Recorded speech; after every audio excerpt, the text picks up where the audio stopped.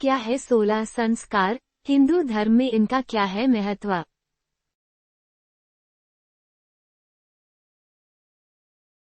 1.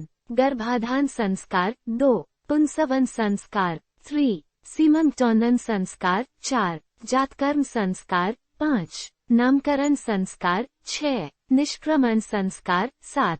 अन्नप्राशन संस्कार। 8. चूड़ाकर्म संस्कार। 9. विद्यारंभ संस्कार। 10.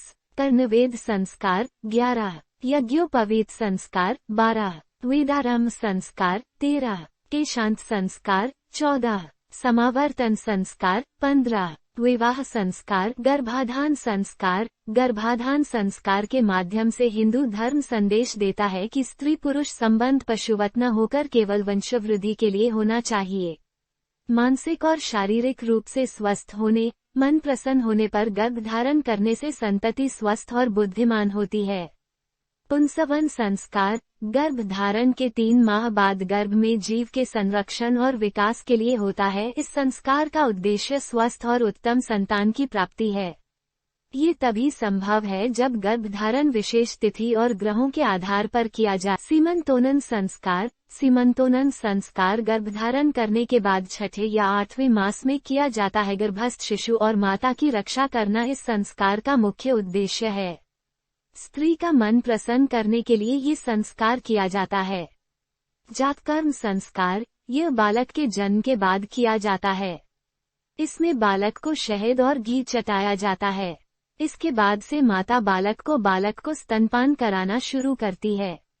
इस संस्कार की वैज्ञानिकता है कि बालक के लिए माता का दूध ही श्रेष्ठ भोजन है। नामकरण संस्कार। इस संस्कार का बहुत अधिक महत्व है। जन्म नक्षत्र को ध्यान में रखते हुए शुभ नक्षत्र में बालक को नाम दिया जाता है। निष्क्रमण संस्कार। इस दिन से बालक को बाहरी वातावरण के संपर्क में लाया जाता है। शिशु को आसपास के वातावरण से अवगत कराया जाता है। अन्नप्राशन संस्कार। इस संस्कार के बाद से बालक को माता के दूध के अतिरिक्त अन्य खाद्य पदार्थ देने शुरू किए जाते हैं। चूड़ाकर्म संस्कार। इसे मुंडन संस्कार के नाम से भी जाना जाता है। इसके लिए शिशु के जन्म के बाद के पहले, तीसरे और 5वें वर्ष का चयन किया जाता है। शारीरिक स्वच्छता और बौद्धिक विकास इस संस्कार। विद्यारंभ संस्कार। विद्यारंभ का अभिप्राय बालक को शिक्षा के प्रारंभिक स्तर से परिचित कराना है। प्राचीन काल में जब गुरुकुल की परंपरा थी तो बालक को वेदाध्ययन के लिए भेजने से पहले घर में अक्षर बोध कराया जाता था।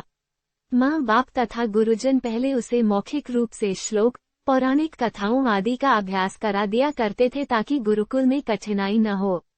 कर्णभेद संस्कार। प्रकृति प्रदत्त इस शरीर के सारे अंग महत्वपूर्ण हैं। कान हमारे श्रवण द्वार हैं। कर्ण वेधन से व्याधियां दूर होती हैं तथा श्रवण शक्ति भी बढ़ती है। यज्ञोपवीत संस्कार। बच्चे की धामक और आध्यात्मिक उन्नति के लिए ये संस्कार किया जाता है। इसमें जनेऊ धारण कराया जाता है। विद्यारंभ संस्कार। ये जीवन के चतुर्मुखी विकास के लिए बहुत उपयोगी हैं। केशांत संस्कार। इस संस्कार का उद्देश्य बालक को शिक्षा क्षेत्र से निकालकर सामाजिक क्षेत्र से जोड़ना है। गृहस्थाश्रम में प्रवेश का ये प्रथम चरण है। समावर्तन संस्कार। गुरुकुल से विदाई के पूर्व ये संस्कार किया जाता है। इस उपाधि से वह सगव गृहस्थाश्रम में प्रवेश करने का अधिकारी समझा जाता। विवाह संस्कार। विवाह संस्कार अपने बाद अपनी पीढ़ी का अंश इस दुनिया को दिए जाने का मार्ग है। अंत्येष्टि संस्कार। जब मनुष्य का शरीर इस संसार के कर्म करने योग्य नहीं रह जाता है, मन की उमंग भी समाप्त हो जाती है, तब इस शरीर का जीव उड़ जाता है। पंचतत्वों से बने इस नश्वर शरीर के दाह संस्कार का विधान है जिससे शरीर के वायरस और बैक्टीरिया समाप्त हो जाएं।